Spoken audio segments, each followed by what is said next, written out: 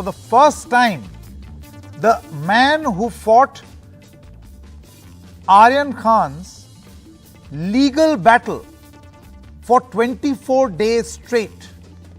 Yes, it was Mr. Satish Mani Shinde and there were other top lawyers, but the one man who continuously argued in court for Aryan Khan for 24 days has made his first TV appearance. His name is Mr. Amit Desai. He has not spoken to anyone else. Though he was doing the heavy lifting, he now joins us on the show. Thank you very much, Mr. Amit Desai, for joining us. I want to ask you, there were many lawyers who represented Aryan Khan, but you were that consistent voice in the court for 24 long days. We saw that happening. I'm sure you also could not manage all of this all by yourself. You had your own team of young professionals. Sanket, like it happens with all of us, there's always the real backbone of all our teams, and I must say that the youngsters who were supporting us in this team, I think Anandini from Satish Mani Shinde's office, we've had Harshad and Sohan from Rustan Mulla's office, my own junior Gopal, Shinoy, all of them have done some stupendous amount of work and analysis to get to where we are. And I think, this is something that everybody needs credit, and they more than probably we are only their spokesperson, and I think you should surely understand that. Yes, absolutely. Absolutely. Mr. Desai, now let's talk about this case and other aspects. You made arguments in the Sessions Court, and then you also made arguments in the High Court. What, according to you, was the point which convinced the High Court that bail be granted, but you could not convince the Sessions Court? So, Sanket, as you know, the institution, the judicial institution, has an appellate process, and there's a reason for having that process. It's a self-correcting mechanism. And although, we canvassed more or less the same arguments before the special court, which didn't, in that sense, cut ice, we essentially came back to the High Court, and fortunately, we don't obviously have the reasons as yet because we only have the operative part of the order. We don't know which one or many of those arguments have really cut ice with the High Court. But I think, and that's the charm of this whole process, because it self-corrects itself. Sometimes you get bail in the trial court, it gets reversed in the superior court, and vice versa. But obviously, as somebody who's practiced in this area for many years, we do see and the need for valuing the principles of liberty, which are so well established by the Supreme Court for decades. You've often, on your shows, everybody knows the principle of bail is the rule, jail is the exception. Yeah. But, it's cases like this which puts those principles into question.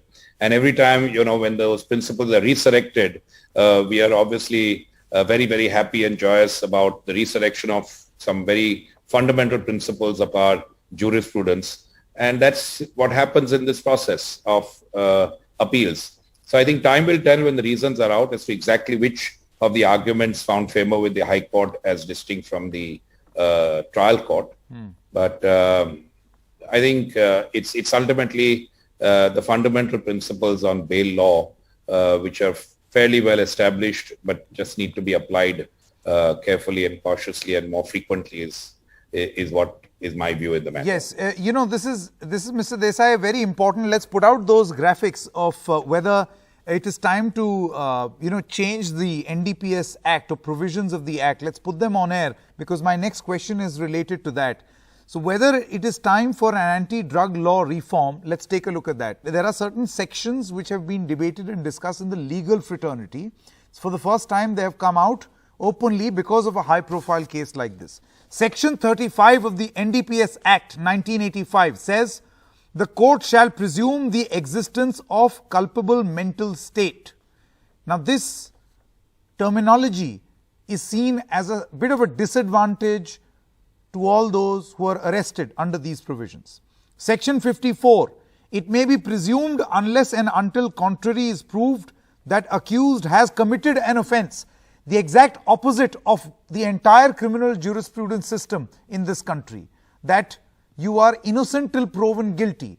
But Section 54 says it will be presumed unless and until contrary is proved that the accused has committed an offence. Section 37(1), no accused shall be released on bail unless court is satisfied that there are reasonable grounds for believing that he is not guilty and that he is not likely to commit any offence while on bail. Section 67, officer empowered to call for information from any person. An officer is also empowered to examine any person acquainted with facts and circumstances, which is exactly what we see in the NCB doing. So, Mr. Desai, my question is, has there been a misuse of certain provisions by agencies, thereby making the process itself the punishment? So let me put it this way. I don't think it's fair to comment on the institutional process being a punishment, though these observations have sometimes been made by the Supreme Court while dealing with concepts of speedy justice and speedy trial. But there is I think sometimes the cause of the problem is somewhere else. I think the root cause of these problems is the delay, and what causes the delay in the system, because by the time you finish your hearings in one court and you go to the next court, and then there's an opportunity in the next court, you've got holidays, you've got a need for filing replies, the doctrine of natural justice comes into play, then the lawyers take a certain amount of time to argue, the judgment gets written. I mean, all this added up, and I must say in this case, whilst we do talk about 25 days, we must recognize that out of those 24 or 25 days, many of those days, nearly about 8 or 9 days, were turned out to be holidays between weekends and the long break that the court had during the Dashera. So that's one part on the facts of this case. But I would touch upon a slightly larger issue here, Sanket, if you don't mind. Sure. And that is that when we deal with these kind of issues in the justice system, in my years of experience, I think the challenge is we've got to tackle it at the level, at the root cause. And I think one of the root causes is the question of how do you exercise the power of arrest and when do you exercise the power of arrest. The legislative intent is fairly clear because, we had a significant amendment in the Criminal Procedure Code sometime in 2005, which essentially changed the rule amongst investigating agencies to say that ordinarily in offences which are punishable up to 7 years, ordinarily you will not arrest an accused. Now, this was actually in many ways drawn out of the constitutional values settled by the Supreme Court over the years, and Supreme Court in a landmark judgment in the mid-90s, which is the Joginder Kumar case, had actually articulated these principles laid down. The challenge we face is that in investigations, these principles are not fully, completely and adequately implemented. So if you tackle the problem at the root cause, then you will hopefully have lesser number of arrests. And if you have lesser number of arrests, then to that extent, the burden on the judiciary to deal with the question of bail is less. And that's one level at which we do it. I must say that, we have larger problems about vacancies in the justice system.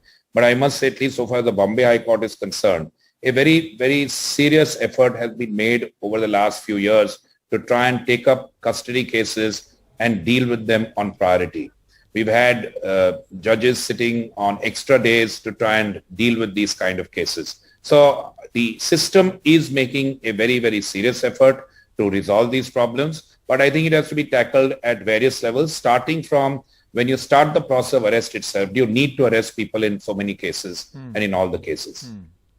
Okay. Now, Mr. Desai, see, since the topic of this, of the big fight is whether the law itself needs reform, I want to ask you, do you think the time has now come for the NDPS law to be streamlined and changed, more suited to present day realities? Basically amend the law and have a sort of a reform. And what changes will you propose, for instance? So, Sanket, let me tell you that the reforms in many ways have happened. In 2001, very, very significant reforms were made in the Narcotics Act, which balanced the needs of the victims and the needs of society. So whilst they retained the harsh punishment and the harsh provisions for those who are involved in the business of narcotics, they changed the law in relation to those who were the victims of the narcotics trade, which is the consumer. So very significantly, and this is a rare event which has happened in the criminal jurisprudence, is that punishment which was earlier 5 years for consumption was dropped to 1 year.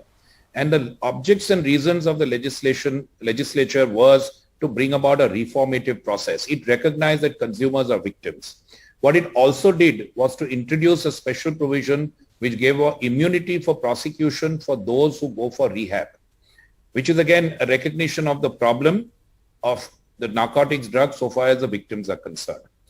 Over time, and this is over the last 20 years, we've seen the courts recognize this reformative process. I think one thing that seems to have happened recently, which is an interpretation by the courts to suggest that the offense of possession, which is punishable with 1 year, is a non-bailable offense. And there's a judicial interpretation which could be valid. So if you ask me for reforms, then I would say that the one reform which probably needs to be brought about immediately is to provide in the legislature that those who are consumers, the offenses should be bailable because you recognize them as victims. You may even want to consider taking this punishment out for first-time consumers and dealing with them at a level of treatment rather than putting them in jail or making them offenders and they have the stigma of a criminal case against them. And you would have seen in society that to a large extent, you're seeing the younger generation and the youth experimenting with these kind of drugs. Now, when they are in the process of experimentation, you talk about a reformative process.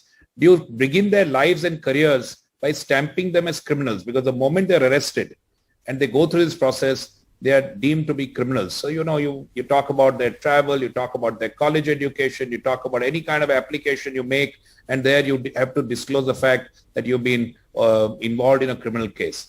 Now, you've got to rethink some of these issues, and that's where I think one of the recent developments which I noticed in the media was the comment or the note from the Ministry of Social Justice suggesting the decriminalization of the consumer provision. And I think that's really a step in the correct direction, because we must recognize that the youth of today are very capable, very competent, very educated. They know what they're doing. And if they wish to experiment in something which the legislation says is wrong, then give them that initial opportunity to not be categorized as criminals, but treat them as if it's a disease, deal with them in that form rather than to bring them into the framework of the criminal justice system. And I think that's an important message and a movement that's necessary. Okay. And you've read about it that even in the United Nations recently in December 20, there's a rethink so far as cannabis is concerned. And those issues are pending before the government for reconsideration as to whether cannabis can be taken out from a dangerous drug and dealt with very differently.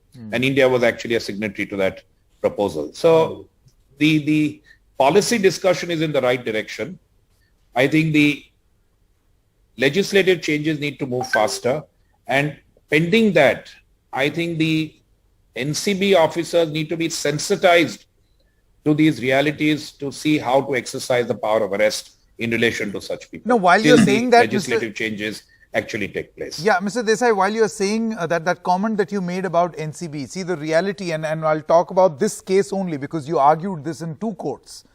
In the case of Aryan Khan, the Narcotics Control Bureau started by calling this a case of consumption, recreational consumption of drugs. And then later, this became a case of some sort of a, peddler on the prowl or him conspiring with one person who could be a part of an international drug cartel. Do you think that an attempt was made to shift the goalpost? And this must be happening in other cases as well. No, we dealt with this very clearly in the course of our argument, Sanket. We have very categorically said that this allegation is false. There is absolutely no basis for an allegation that any of these people, not just Aryan Khan, because they're all young kids coming from good families, have no need for getting into the business of drugs and narcotics at all. So none of the three and I saw the record for these three, which was they were all arrested together. I don't think there was any basis for an allegation for international drug trafficking or drug smuggling of any kind whatsoever. So that was one part of it. So far as the other part of the question, sorry, you asked me about the international drug peddling, and sorry, they did not really allege that any of these people were peddlers. But, bear in mind one fundamental principle. When there is a consumer, the consumer is obviously acquiring the substance from somebody. That's a necessary concomitant of the act of consumption. So just because you've acquired it from somebody, you don't become a peddler and you don't take the liability of the peddler who supplies to you. So you might say that as an investigative agency, because it's their job to actually go to the root cause, which is the original supplier or the smuggler, they need to go through this process. So they will ask a question of a consumer that from whom did you acquire it? That will take them to the supplier who may be a peddler. And from the peddler, you go to the wholesaler, and then you go to the smuggler or the manufacturer, and et cetera, and you go up the channel. So that doesn't make these consumers the peddlers or the dealers or the smugglers. They're just still consumers.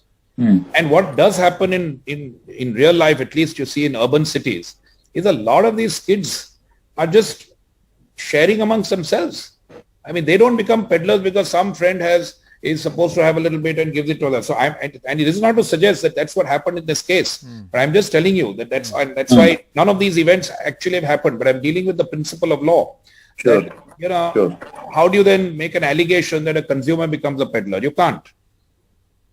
Okay. And you can't just because one friend may have shared with another friend, doesn't mean that other person who has shared it becomes a peddler merely because he has shared it. Okay. Because there may be two consumers, they're just friends. So you have to, that's the reason why it's important for the authorities to be sensitized to the realities of society, what's happening around us, and distinguish between the consumer and those who supply to these people. Okay, my final question, Mr. Desai, in this case, Aryan Khan had the luxury of lawyers like yourself. By the way, there were many, but you did that heavy lifting, and congratulations for that. But do you think this is the sort of legal muscle which will be available to all? And let's think of those who don't have this sort of legal muscle. That's very nice of you. But I must say that we had a big team. We had Satish, who was also part of the team right from the day one. And, we can't forget that they were all there. Satish is also a very senior lawyer, and he's been supportive of this whole process. There were lots of lawyers. I agree. I mean, we certainly did a fair amount of the heavy lifting. And, you feel good when you come out with this kind of a success. But I must tell you, my greater desire, if I might say this, is that if this approach is the beacon for the subordinate judiciary to, as you started, you asked me the question, for the subordinate judiciary to deal with other people who don't have the same wherewithal and ability to fight these cases. Well said. And make sure that these established principles are regularly followed, because then you don't need people in custody for long periods of time.